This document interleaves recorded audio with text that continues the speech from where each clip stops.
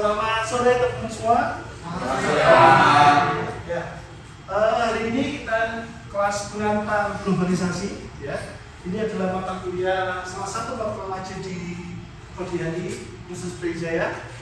Dalam mata kuliah ini akan ada deskripsi mata kuliah, yaitu mempelajari tentang konsep-konsep globalisasi, juga tentang fenomena internasional yang terkait globalisasi, terutama dimensi-dimensi dari globalisasi, yaitu ekonomi, politik, dan budaya. Tujuan dari mata ini yaitu memahami definisi dan sejarah globalisasi, perspektif dalam globalisasi, teknologi informasi, isu kontemporer, dan aspek-aspek yang melingkupi dari globalisasi itu sendiri. Jadi teman-teman semua bisa lihat di LPS yang sudah saya share di Google Classroom. Sudah saya lihat ya? Dan bagaimana gambaran pembelajaran? Gambaran pembelajaran, materi belajar kita yaitu tentang definisi dan sejarah. Kedua, perspektif.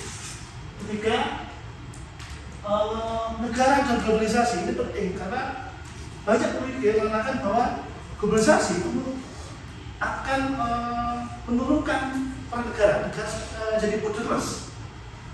Selanjutnya tentang automobilitas,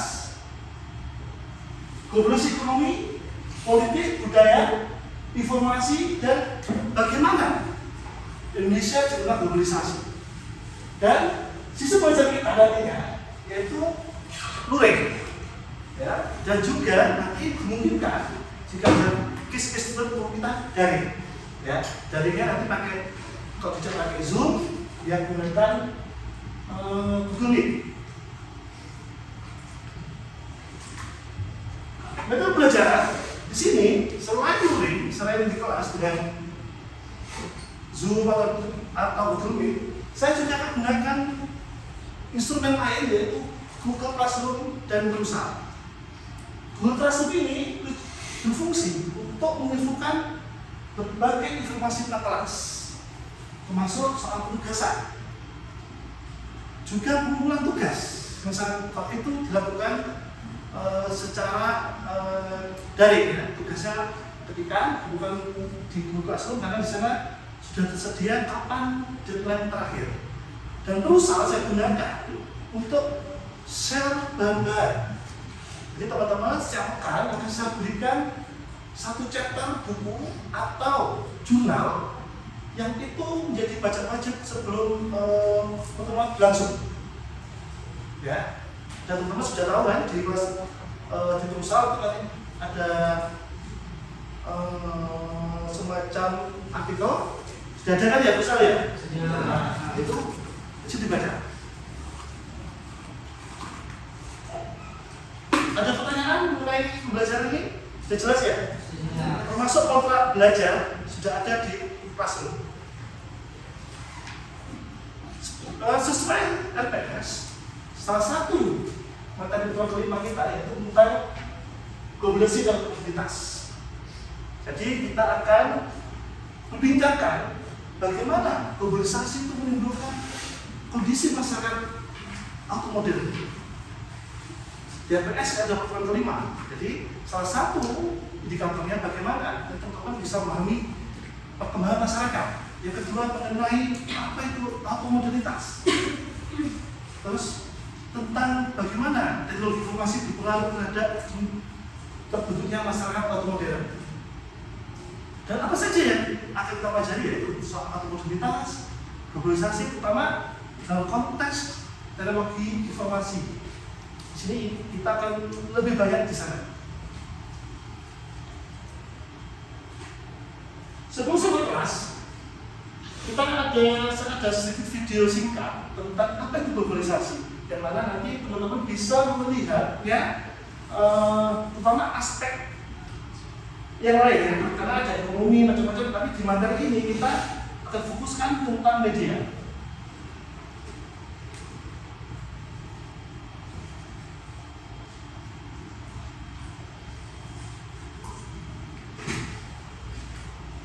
这里，你今天的饭是不是米饭？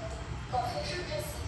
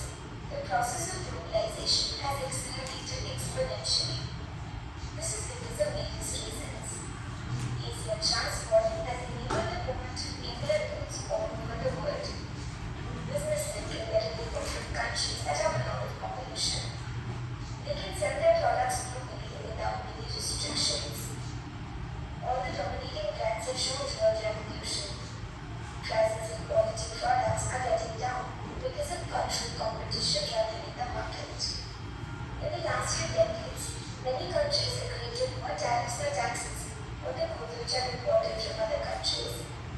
This has often occurred through the support of the World Trade Organization. Also, the technological advancements in the past few decades have played a major role in globalization. People are sharing information and exchanging ideas by the use of internet. Now, it is so convenient for us to buy and sell products from all around the world. On one hand, when globalization has made easy access of technologies to people, it has also decreased the opportunity of success by increasing competition. Oke. Itu adalah video ya, penjelasan singkat tentang globalisasi. Yang mana di video tersebut ya, globalisasi banyak didorong karena aspek ekonomi. Walaupun itu konteksnya media, politik atau budaya, semua itu berawal dari ekonomi sebagai semacam katalis ya. Katalis itu semacam yang mempercepat prosesnya. Ya, kalau kita bikin tape ya, tagi itulah katalisnya sehingga mempercepat proses pembuatan tape seperti itu. Jadi ekonomi menjadi basicnya. Pada pertemuan ini ada pokok-pokok topik kita ya tentang modernisme dan postmodernisme, globalisasi informasi, automodernisme dan perkembangan fintech serta masalah automodern. Ini adalah topik yang kita sajikan hari ini. Bagaimana tentang masalah modern dan modern? Yaitu pertama, masalah modern itu objektif, universalis, kebenaran itu dari sains, ya. Jadi ada semacam mereka mengakui adanya semacam kebenaran tunggal dan logika biner, benar, salah, baik, buruk, terus apa? Tinggi, pendek, ya.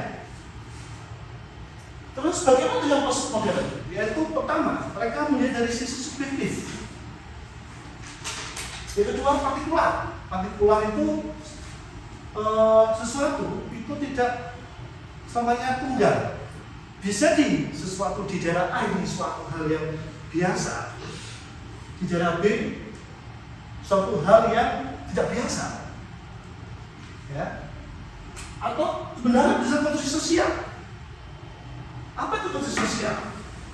Ketika kita bicara misalnya, ini contoh ya, korupsi, kita bicara korupsi di Skandinavia, itu pasti semua akan bicara itu suatu hal yang luar biasa. Tapi bagaimana kita melihat ya di beberapa negara, ya, ada saya nggak mau sebut negara, melihat korupsi ada suatu hal biasa. Jadi orang misalnya memungut harusnya kayak misalnya ada pungutan senilai 50.000 misalnya, terus kita diminta bayar 60 atau 70 gitu ya, itu lumrah karena soalnya kita dibantu, ada aturannya harusnya 20 ya. Jadi kebenaran bisa konstruksi dan mereka tidak kenal logika biner, tapi melihat perspektif. Semuanya tergantung perspektifnya bagaimana. Melihat gajah, oh gajah itu belalai, ya belalai, oh enggak bisa, gajah itu pakai kaki, kakinya bisa besar. Oh enggak bisa, gajah punya gading. Tergantung perspektif dari mana. Jadi kita melihat angle-nya dari mana, kalau orang media itu angle-nya dari mana. Apakah benar semua yang gajah punya belalai, punya gading, kakinya besar, punya ekor? Benar nggak? Benar nggak? Benar ya? Nah, ini satu hal yang tergantung perspektifnya masing-masing. Dan apa yang mendorong perubahan ini? Perubahan masyarakat yang pasti ilmu teknologi yang punya pengaruh luar biasa dalam perkembangan masyarakat. Selanjutnya mengenai ada pertanyaan? Ya, sangat ya. Ini kan tadi saya tanya yang awal Mas yang penggerak globalisasi kan tadi Mas Belanda ekonomi gitu. Ya. Bagaimana dengan faktor lain contohnya kayak agama gitu? Katakan saya agama itu membuat orang tuh sampai menjalan kemana-mana gitu. Oke, tadi cukup bagus. Ya. Kalau kita bicara apa itu globalisasi? Globalisasi itu bukan fenomena baru-baru saja ya. Tadi di video jelas ya, itu fenomena lama. Tapi yang saat ini proses itu semakin cepat. Ya. Dari tetesan menjadi banjir. Kalau kata McLuhan, ya, bukunya Megatrend 2000, sekarang itu desa global village, bukan yang terpecah. Kalau kita bicara soal apakah bagaimana peran agama, kita mundur ke soal kolonialisme abad 15 atau 16. Ya. Ada istilah glorikoskop atas nama agama, kejayaan, dan kekayaan. Kalau kita teliti lebih dalam lagi, apakah motivasi itu hanya sekedar agama yang paling dominan? Apa yang paling dominan? Good. Berarti apa? Ekonomi. Ya, itu hanya menurut saya dari itu aku aspek gospel itu hanya sebagai ikutan saja. Semua punya peran ya, tapi saya bicara bukan soal politik, semua punya peran, tapi yang paling dominan ya lebih pada aspek ekonomi. Oke, paling bagus saya tunjukkan ya. Cacat lagi? Oke. Ya, silakan Mas Rizaldi. Ya Pak, baik, saya mau bertanya Pak. Nah, menurut Bapak, apakah ada relevansinya Pak globalisasi dengan automoderitas dalam mempengaruhi struktur sosial gitu? Apakah dengan adanya globalisasi ini mendorong adanya kapitalisasi terhadap masyarakat gitu Pak? Oh ya, pertanyaan bagus ya. Nanti Mas Rizaldi nanti akan saya jawab di slide Mas Rizaldi ya. Mungkin jawabannya akan itu salah satu materi di sini nantinya. Oke, cukup dulu ya. Selanjutnya, mengenai sekarang ada tentang automodalitas. Apa itu automodalitas? Di sini, automodalitas banyak dipengaruhi oleh penggemar arsitek, terutama komputer, teknologi komputer. Ya kan? Kita bisa komputer. Dan sampai sekarang ya sudah ada laptop, tablet, handphone ya. Itu kita bisa antara ruang dan waktu itu semakin bicara. Sampai ini kita pahami ruang dan waktu ada satu kesatuan. Betul nggak? Ruang dan waktu satu kesatuan atau sudah bicara? Hah? Satu bicara ruang dan waktu. Yang sepakat kesatuan ada berapa ya?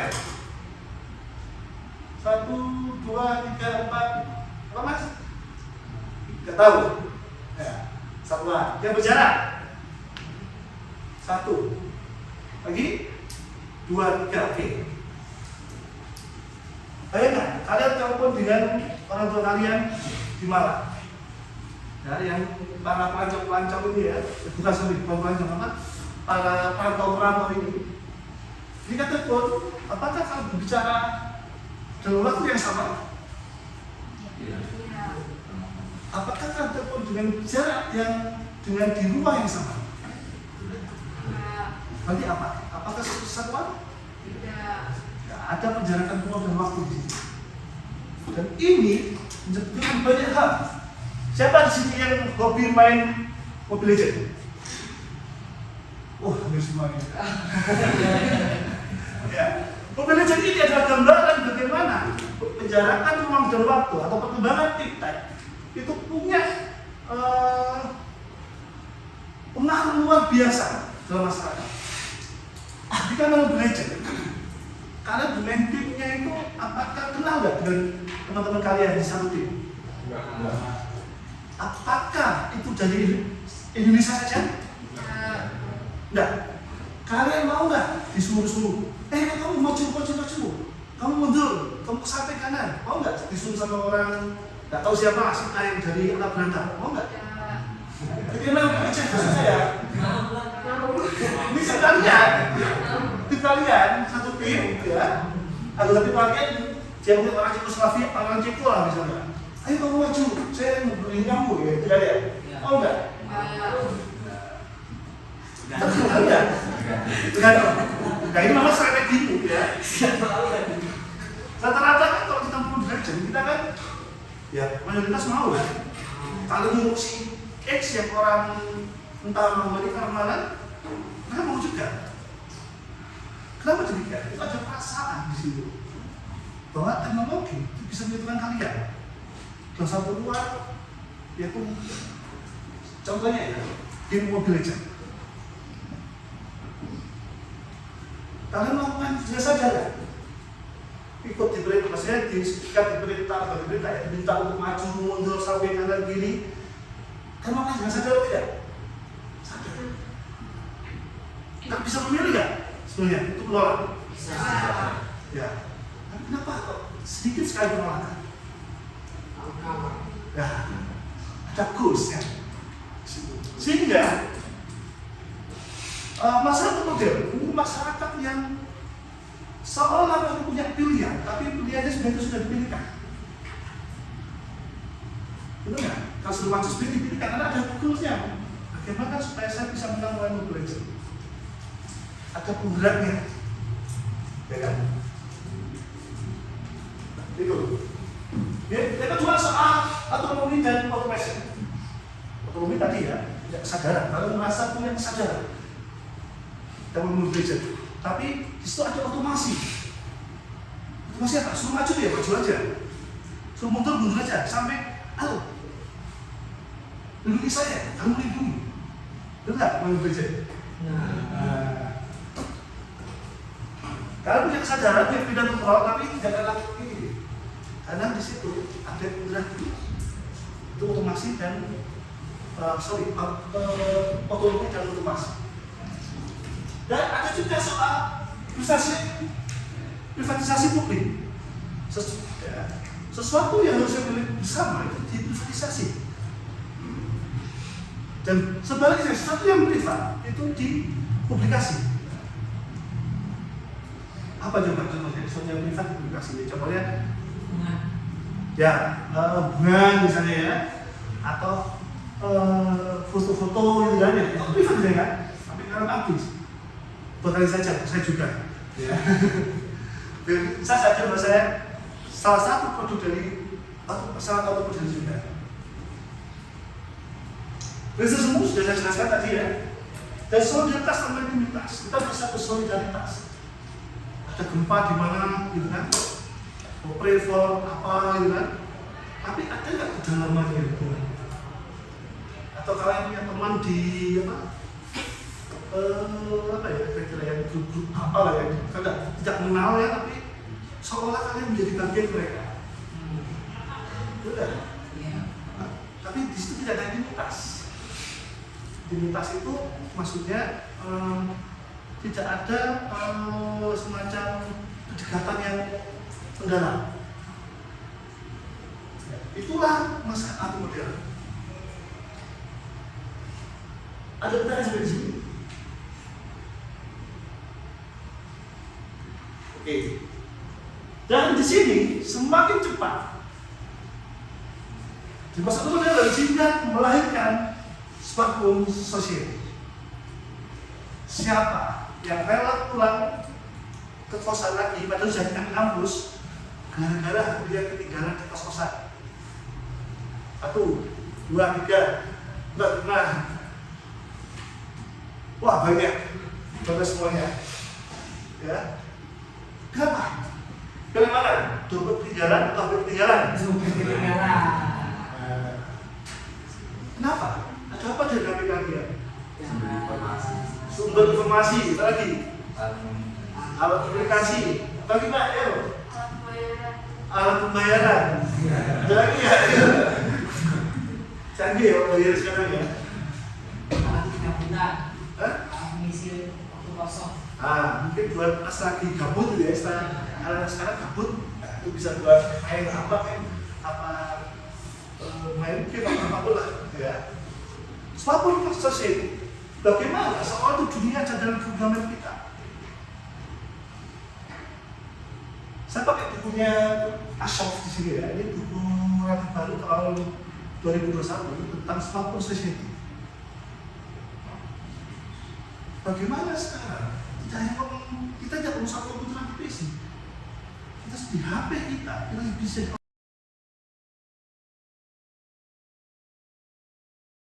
modern yang digunakan kita. Mungkin kalau ada punya bisnis saham, saham juga ngecek saham dari handphone itu kan ya, atau ngecek apapun lah dari handphone seolah menjadi pembagi yang sama pacar kedua. Kalau yang jomblo berarti pacar pertama ya. Ya.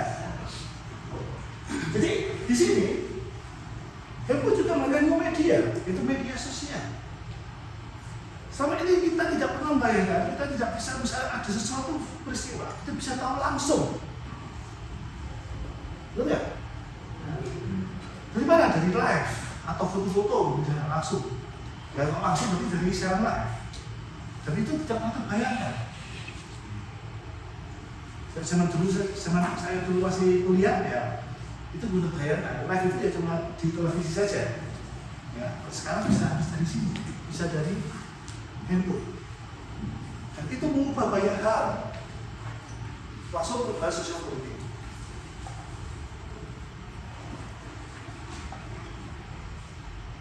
Ada ini ya, bisa saya buka pertanyaan.